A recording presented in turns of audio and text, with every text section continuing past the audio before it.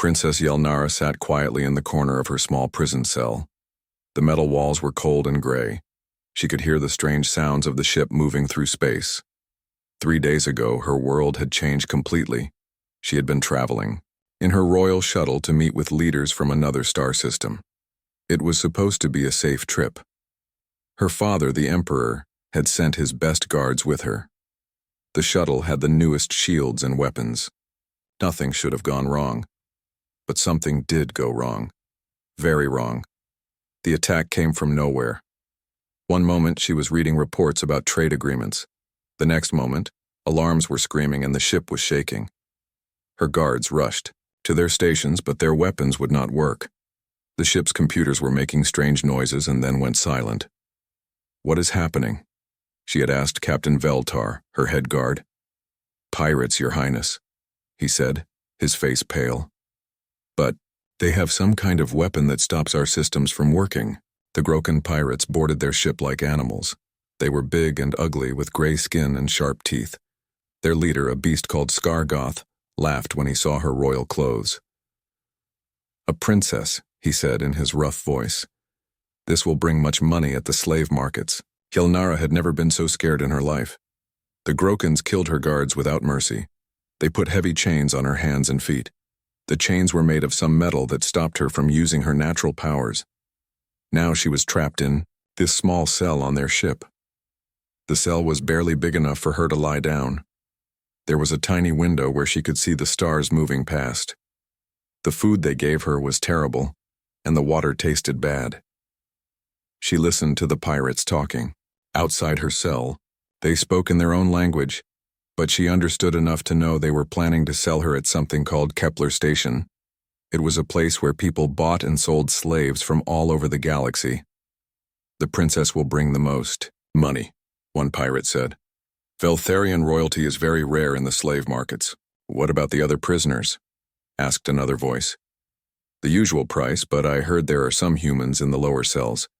They are worth less, but humans work hard in the mines." Yelnara had heard of humans before. They were a new species that had just learned to travel between stars. The books in the royal library said they were not very smart. They could do simple work, but they could not understand complex ideas. Most people in the galaxy thought of humans as useful animals, nothing more. The ship shook slightly as it changed direction.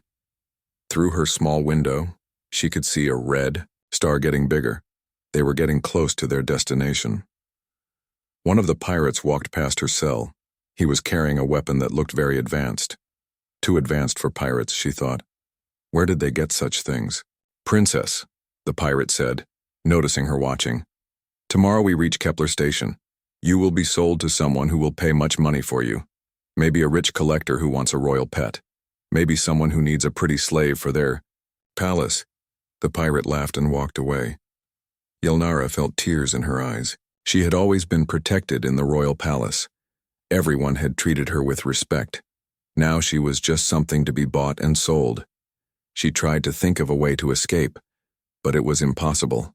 The chains were too strong. The cell door was locked with technology she did not understand. Even if she could get out of the cell, she was on a ship in the middle of space with nowhere to run. The worst part was that no one would find her in time. Her father would send ships to look for her, but space was huge. By the time they found where she would already be sold to someone on the other side of the galaxy. She heard footsteps in the hallway again. This time it was the pirate leader, Skargoth. He stopped in front of her cell and smiled with his sharp teeth. "Are you comfortable, princess?" he asked. "Tomorrow you start your new life. No more royal palace, no more servants.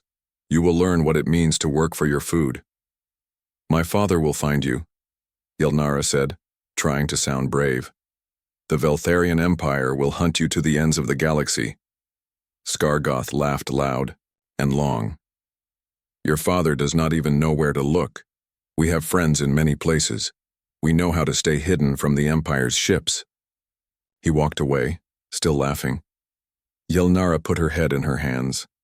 She was truly alone now, with no hope of rescue.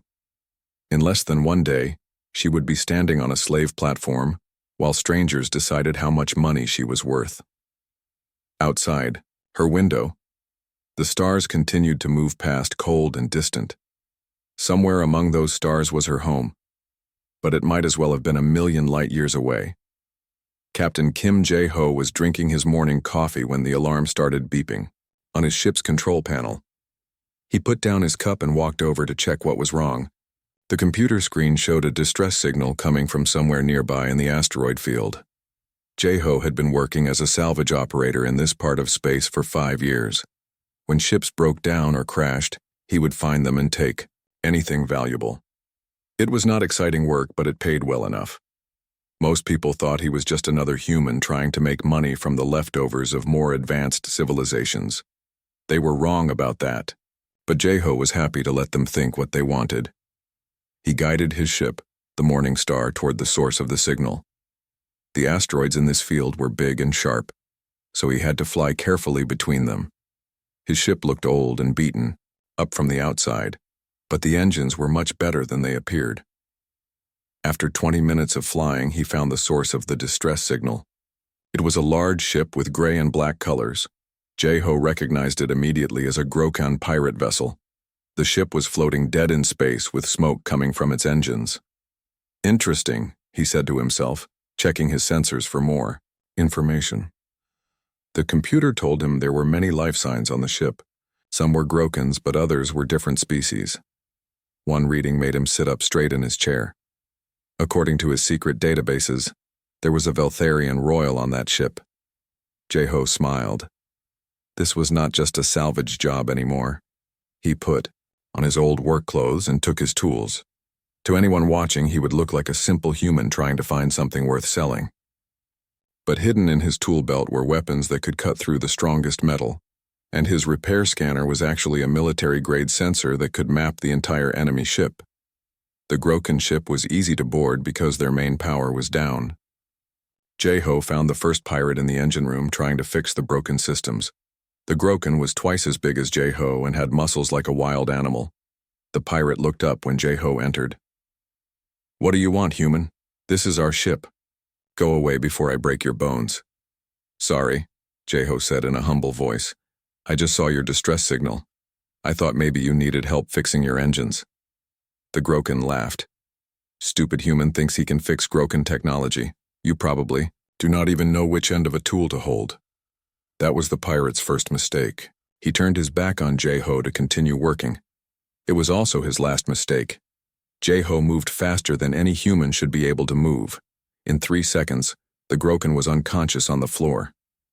Jae-ho used his scanner to map the ship and find where the prisoners were being kept. There were 15 people locked in cells on the lower level, including the Veltharian princess. But first, he had to deal with the other pirates. The ship had 12 Grokan pirates total. Jae-ho found them one by one. Some were sleeping. Some were trying to fix different parts of the ship. None of them expected a primitive human to be dangerous. The last pirate was the biggest challenge. He was the captain, Skargoth, and he was standing guard near the prison cells. When he saw Jae-ho walking down the hall with a simple tool bag, he pulled out a large energy weapon. "Another stupid human," Skargoth said. "Did you come here to die?" "Actually," Jae-ho said, dropping his humble act, "I came here to rescue someone." Skargoth was confused for a moment. Humans were not supposed to talk like that. They were supposed to be scared and weak. But this human was standing straight and looking at him without any fear. The confusion cost Skargoth precious seconds. Jae-ho's hand moved to his tool belt and came out with something that looked like a simple metal rod. But when he pressed a button, it became a weapon that cut through Grokan armor like paper. The fight was over in less than a minute. Jae-ho walked to the prison area and found Princess Yelnara in the first cell. She was sitting on the floor with heavy chains on her arms and legs. When she looked up at him, her eyes were full of fear and confusion. "Who are you?" she asked in her own language. "Someone who is here to help you, Your Highness," Jae-ho replied, also speaking perfect Veltharian. Princess Yelnara stared at him in shock. Humans were not supposed to know the royal language. They were barely smart enough to learn one language, let alone multiple languages. Jae-ho used another tool from his belt to cut through her chains. The metal fell away like it was made of paper. He did the same for the other prisoners in the nearby cells. "We need to leave quickly," he told the princess. "More pirates might come looking for this ship." "But you are just a human," she said, still unable to believe what was happening. "How do you have such advanced tools? How do you speak my language?" Jeho smiled. "Your Highness, there are many things about humans that the galaxy does not know yet. Right now, the important thing is getting you to safety." As they walked toward his ship, Princess Yelnara kept looking at this strange human who had just done something impossible. Princess Yelnara held tight to her seat as Captain Kim Jeho's ship flew through space faster than she thought possible. It had been 2 hours since they escaped from the Grokan pirate ship, and she was still trying to understand what had happened. The human's ship looked old and broken from the outside, but inside it was full of technology she had never seen before. The control panels had buttons and screens that seemed more advanced than anything in her father's royal fleet. "Where are we going?" she asked Jeho as he worked at the controls. "Somewhere safe," he said without looking back at her. "But first, we need to avoid the people who are chasing us." "Chasing us?" Yelnara looked at the rear viewing screen. She could see several bright dots moving toward them. "Those are Grokan ships, are they not?" "Some of them," Jeho said. His voice was calm, like he was not worried at all. "But the big ones behind them are from your own people. Veltharian battle cruisers." Yelnara felt happy for a moment. "My father's ships. They found me. We can contact them and—" "No," Jeho said firmly. "Not yet. If we contact them now, we will all be captured or killed." "What do you mean?" "Those are rescue ships from my empire. They came to save me." Jeho finally turned to look at her. His eyes were serious. "Your Highness, your rescue ships are flying directly into a trap. The Grokans have been waiting for them. They have weapons hidden in this asteroid field that your people do not know about." As if his words made it happen, the space around them suddenly filled with explosions. Hidden Grokan battle stations came out from behind large asteroids and started shooting at the Veltharian ships. "How did you know that would happen?" Yelnara asked, her voice full of surprise. "Because we have been watching the Grokans for a long time," Jeho said. He pushed several buttons, and the ship suddenly moved in a direction that should have been impossible. "Hold on, Princess, this is going to be a rough ride." The next 3 hours were the most frightening of Yelnara's life.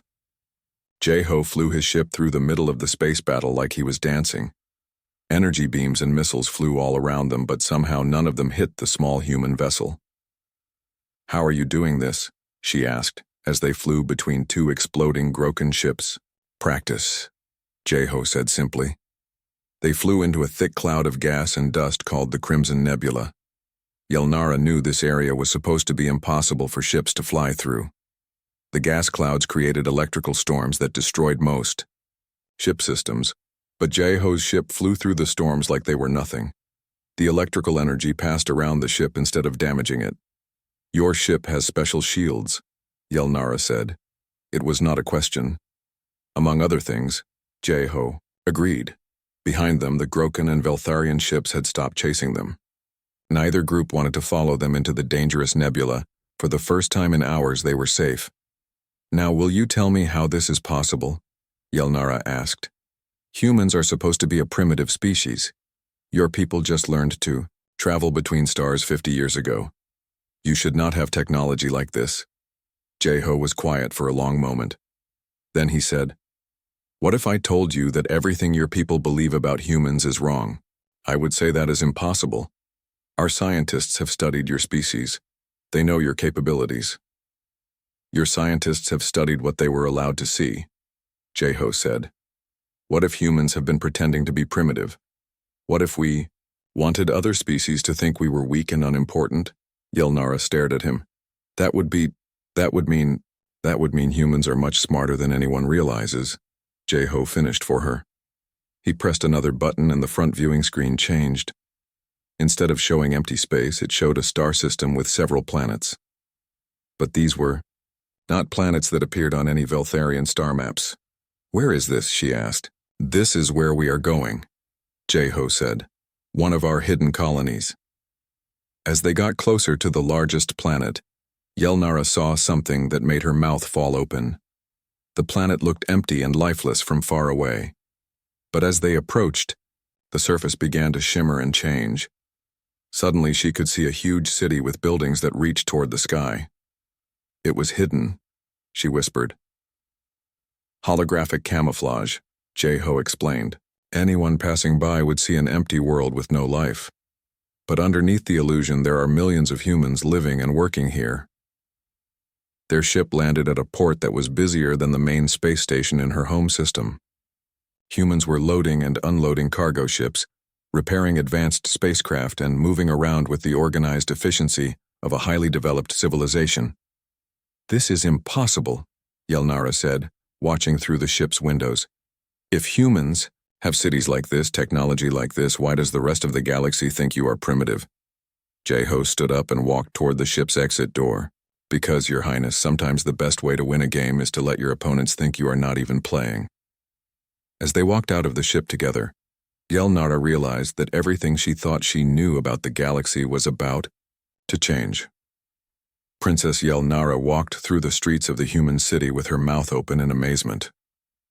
Everything she saw made her question what she had learned about humans in school. The buildings were tall and beautiful, made from materials that seemed to glow with their own light. Flying vehicles moved quietly through the air above them. People wore clothes that looked both comfortable and expensive. These humans did not look primitive at all.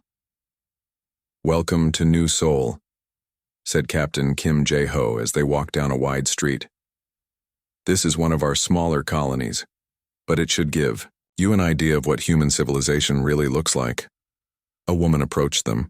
She was wearing a uniform that looked very official. Her hair was pulled back in a neat style, and she moved like someone who was used to giving orders. "Captain Kim," the woman said, bowing slightly. "We have been waiting for you. I am Commander Park So-min, the leader of this colony." Yelnara noticed that the woman spoke the common galactic language perfectly, with no accent at all. Most humans she had heard about could barely speak their own language properly. "Commander Park," Jay-Ho said, "this is Princess Yelnara of the Veltharian Empire. She needs to see the truth about who we really are." Commander Park looked at the princess with intelligent eyes. "Your Highness, I imagine this day has been full of surprises for you." "More than you can imagine," Yelnara said quietly. "I do not understand how any of this is possible." "Come with me," Commander Park said. "Let me show you something that will help explain." They entered a large building in the center of the city. Inside, there were dozens of humans working at computers and control panels. Large screens on the walls showed maps of different star systems. Some of the maps showed places that Yelnara recognized as being deep inside Veltharian space. "This is our information center," Commander Park explained. "From here, we watch and listen to everything that happens in this part of the galaxy." One of the screens caught Yelnara's attention. It showed the inside of a room that looked very familiar. After a moment, she realized what she was looking at. "That is the main meeting room in my father's palace," she said, her voice full of shock. "How are you watching inside our most secure building?" "We have people everywhere, Your Highness," Commander Park said. "Humans who pretend to be simple, workers, traders, or servants. But they are really gathering information for us." Another screen showed a Veltharian military base. Yelnara could see her people's newest warships being built and tested. "You have been spying on us," she said. "We have been spying on everyone," Jay-Ho corrected. "Not just your empire. Every major civilization in the galaxy thinks humans are too primitive to be dangerous, so they do not hide their secrets from us." Commander Park touched a control panel and the screens changed. Now they showed different star systems, but Yelnara did not recognize any of them. "These are human colonies," Commander Park explained. "We have been building them for over 200 years. Right now there are human settlements in more than 300 star systems." 300? Yelnara could not believe what she was hearing. "But the galactic records show humans in maybe 20 systems." "The galactic records show what we want them to show," Commander Park said. "Every time one of your survey ships finds a human colony, they see exactly what we want them to see. A few thousand people living simple lives using basic technology." "But how do you hide entire cities like this one?" Jay-Ho smiled. "The same way we hid this planet when you first Saw it. Holographic technology that makes things look different than they really are. When a Veltharian ship passes by one of our worlds, their sensors see a primitive farming colony. They do not see cities, factories, or military bases. Commander Park activated another display. This one showed spaceships, but they were not like anything Yelnara had ever seen. They were sleek and fast-looking, with weapons that seemed very advanced. Our real fleet, Commander Park said. We have been building these ships in secret shipyards for decades. Each one is more advanced than your best military vessels. Why? Yelnara asked. Why keep all of this secret? Why pretend to be primitive when you have all this power? Because, Commander Park said, sometimes the best way to win a war is to make sure the war never happens. While the other great civilizations fight each other for territory and resources, we have been quietly becoming stronger than all of them. You have been planning this for 200 years? Longer, Jeho said. When humans first met other species, we realized we were not the strongest or the most advanced. So we decided to be the smartest. We let everyone think we were weak, while we learned everything we could about them. Commander Park touched another control, and the screen showed something that made Yelnara's heart stop. It was a detailed map of the entire Veltharian Empire, including military bases, trade routes, and weak points that even she did not know about. We know more about your empire than most of your own generals do, Commander Park said. And we know just as much about every other major power in the galaxy. What are you planning to do with all this information? Yelnara asked. Commander Park and Jeho looked at each other. That depends, Commander Park said, on what happens when you return home and tell your father what you have learned here. Emperor Kethvar sat on his golden throne in the great hall of the Veltharian palace. The room was filled with his most important advisors, generals, and nobles. They had all come to hear Princess Yelnara tell the story of her rescue and what she had discovered about humans. The princess stood in the center of the room, still wearing the simple clothes that the humans had given her. She looked tired but determined as she finished explaining what she had seen in the human colony. So you see, Father, she said, everything we believe about humans is wrong. They are not primitive at all. They have been pretending to be weak while building a civilization that is more advanced than ours. The room was quiet for a moment. Then several people started talking at once. Impossible, shouted General Vexmar, the head of the Imperial military. I have seen human ships myself. They are old and slow. Their weapons are weak. The princess has been through a terrible experience, said High Advisor Kelnoth in a gentle voice. Sometimes, when people are scared or hurt, they imagine things that are not real. Emperor Kethvar raised his hand for silence. Daughter, I am happy you are safe. But what you are telling us, it cannot be true. Our scientists have studied humans for 50 years. We know exactly what they can and cannot do. Father, I saw their cities with my own eyes. I saw their technology. They have been watching us, listening to our conversations, learning all our secrets. Even if some of what you say is true, said General Vexmar, humans are still just one small species. We have millions of soldiers and thousands of warships. What could they possibly do to threaten the Veltharian Empire? Before Princess Yelnara could answer, the great doors of the throne room opened. A palace guard walked in quickly and whispered something to the Emperor's personal advisor. The advisor's face went pale. He walked up to the throne and spoke quietly in the Emperor's ear. Emperor Kethvar's eyes went wide. What do you mean they want to meet with me? Your Majesty, the advisor said loud enough for everyone to hear. There is a human delegation at our main gate. They say they are here as official representatives of something called the Human Stellar Republic. They are requesting a formal meeting. The room filled with confused voices. Several nobles started laughing. Human Stellar Republic? Laughed Duke Morval. These primitive people think they have a real government now? Let them in, Emperor Kethvar said. I want to see what these humans have to say for themselves. 10 minutes later, the great doors opened again. Captain Kim Jeho walked in. But he looked very different from when Princess Yelnara had first met him. He was wearing a formal uniform with symbols and decorations that looked very official. Behind him walked 9 other humans, all wearing similar uniforms. The humans walked into the room with confidence. They did not look nervous or scared like primitive people meeting an advanced civilization should look. They moved like people who were used to being in important places with powerful people. Jeho stopped in front of the throne and bowed politely, but not like someone who felt inferior. It was the bow of one equal greeting another.